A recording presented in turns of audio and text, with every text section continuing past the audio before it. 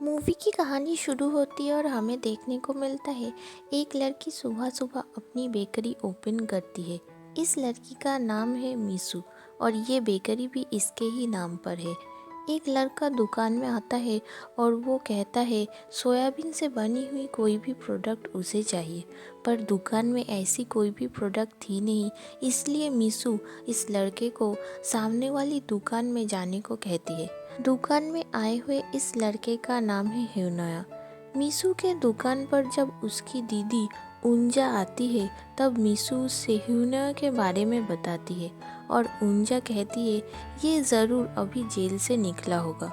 ह्यूनया दुकान पर as a part timer काम करने आता है। मीसू ह्यूनया से कहती है तुम्हें स्कूल जाना चाहिए। ह्यूनया कहती है मैंने स्कूल छोड़ दिया है। मीसू उससे पूछती है क्या तुम सच में जेल से निकले हो।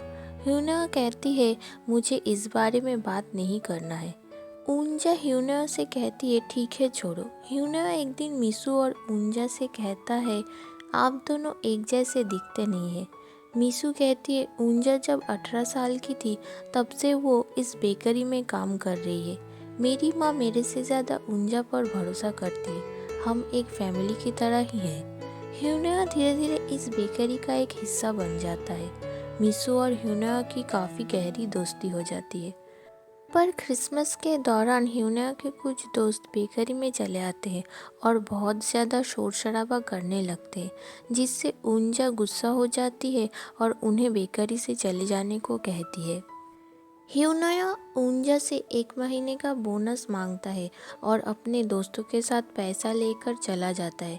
ह्यूनया अपने दोस्तों के साथ मिलके अपने स्कूल फ्रेंड की डेथ एनिवर्सरी सेलिब्रेट करता है। ह्यूनया जब उसके दोस्तों के साथ एक दिन स्कूल के छत पर खेल रहा था तब उसका एक दोस्त खेल के दौरान नीचे गिर जाता है। इस वजह से ह्यूनया को जेल भी जाना पड़ता है। मीसू बेकरी में सारी रात ह्यूनया का इंतज़ार करती है। उनकी बेकरी भी बंद हो जाती है। मीसू को एक परमानेंट जॉब की तलाश थी और जॉब मिलने पर जब वो बेकरी जाती है तब ह्यूनया और मीसू की मुलाकात होती है। ह्यूनया कहती है उसने अपनी पढ़ाई पूरी की है। मीसू जब ह्यूनया को अगले दिन बाहर खाना खाने के लिए पूछती है तब ह्यूनया कहता है कल से उसकी मिलिट्री सर्विस शुरू होने वाली है। ह्यूनया मीसू को उसके घर तक छोड़ आता है और मीसू ह्यूनया को रात को उसके साथ ही रुक जाने को कहती है। एक साथ रात बिताने के बाद ह्यूनया मीसू को किस करता है और दोनों अपने अपने रास्ते चले जाते हैं। मीसू ने ह्यूनया के लिए एक ईमेल आईडी बनाई थी जो वो ह्यूनया को देती है और कहती है इसके ज़रिए हम एक दूसरे को कांटेक्ट करेंगे। पर बाद में उसे एहसास होता है उसने पासवर्ड तो लिखा ही नहीं था। मिलिट्री सर्विस से वापस आने के बाद ह्यूनया देखता है मीसू अब उसके पुराने अपार्टमेंट में नहीं रहती है और काफ़ी कोशिशों के बाद ह्यूनया को समझ आता है उसके ईमेल का पासवर्ड है टोफू। ह्यूनया का पहला ईमेल पाके मीसू काफ़ी खुश हो जाती है। मीसू ह्यूनया से उसका फ़ोन नंबर मांगती है और अपने ऑफिस से ह्यूनया को कॉल करती है और वो काफ़ी देर तक बात करने लगते हैं। मीसू कहती है वो उससे रात को भी कॉल करेगी, पर रात को बहुत बार कॉल करने के बाद भी ह्यूनया जब कॉल एक्सेप्ट नहीं करता है तब मीसू बहुत ज़्यादा टूट जाती है।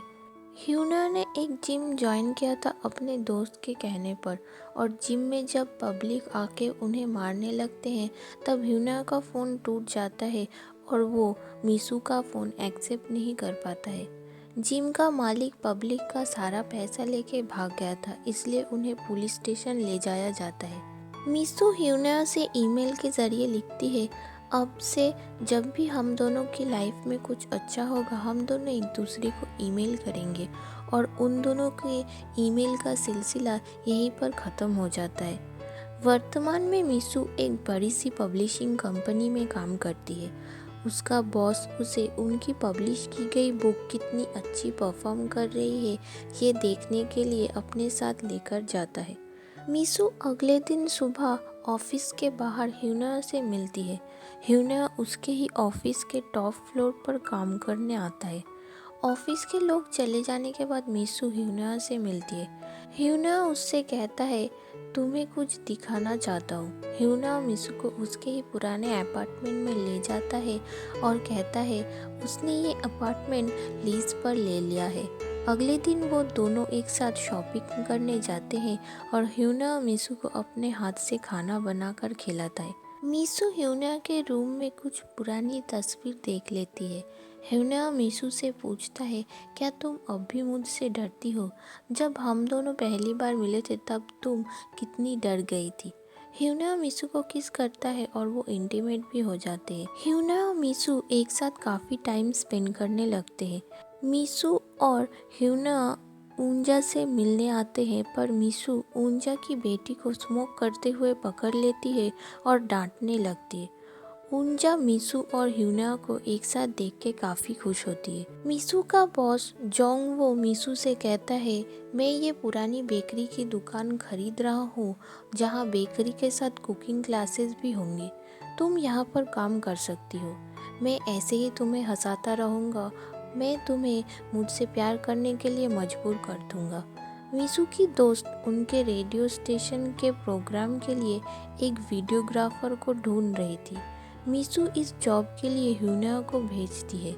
ह्यूना को उसके दोस्त कांटेक्ट करते हैं और वो सब उसके स्कूल फ्रेंड जियोंग की 10th डेथ एनिवर्सरी पर उसके घर पर कुछ पैसे लेकर जाते हैं। पर जियोंग की दीदी ह्यूना को बहुत भला बुरा कहने लगती है। ह्यूना वापस आने के दौरान अपना फ़ोन वैन में ही भूल जाता है। फ़ोन तेसोंगा को मिलता है। मिसू ह्यूना को कॉल करती है और फ़ोन तेसोंगा उठाता है और वो फ़ोन मिसू को वापस भी कर देता है। ह्यूना को उसका पार्टनर कहता है उन्हें ये ऑफिस छोड़ना होगा।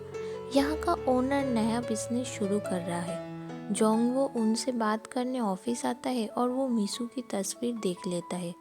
घर पर वापस आने पर मिसू ह्यूना के लिए खाना बनाती है और वो उससे कहती है आज वो जियोंग के घर गई थी तेसोंगा के साथ, जिसे सुन के ह्यूना बहुत गुस्सा हो जाता है। ह्यूना और मिसू की काफ़ी बहस हो जाती है। मिसू ह्यूना को रोकने की कोशिश करती है पर ह्यूना घर से चला जाता है। ह्यूना तेसोंगा के पास जाता है मिसू को जियोंग के घर पर ले जाने के लिए और उनकी फाइट हो जाती है।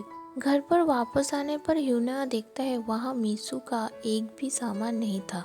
सुबह ऑफिस में उसकी जोंगवो से मुलाकात होती है। जोंगवो ह्यूना से कहता है तुम और मिसू काफ़ी सीरियस टाइप के इंसान हो। मिसू को एक ऐसा इंसान चाहिए जिसके साथ वो रिलैक्स कर सके और जोंगवो अपनी कार लेके चला जाता है। ह्यूना कार का पीछा करने लगता है मिसू से मिलने के लिए।